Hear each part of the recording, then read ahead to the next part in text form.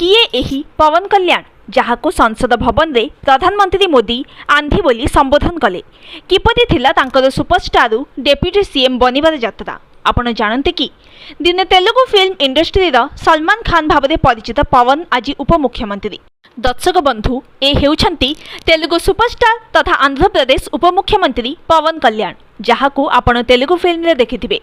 आसंतु जानिबा अभिनेतारू नेता हेबार तांकर यात्रा संपर्क रे। 2 सेप्टेम्बर 1968 रे आंध्र प्रदेश रे जन्म हुअंती पवन कल्याण। तांको प्रकृत नाम कोनिडेला कल्याण बाबू। से मार्शल आर्ट रे ब्लैक बेल्ट। तेबे पवन हेउछंती एक टाइटल जहा से मार्शल आर्ट रे पाइछंती। सेबेठारु से पवन कल्याण नाम रे परिचित। से तेलुगु सुपरस्टार चिरंजीवी सान भाई।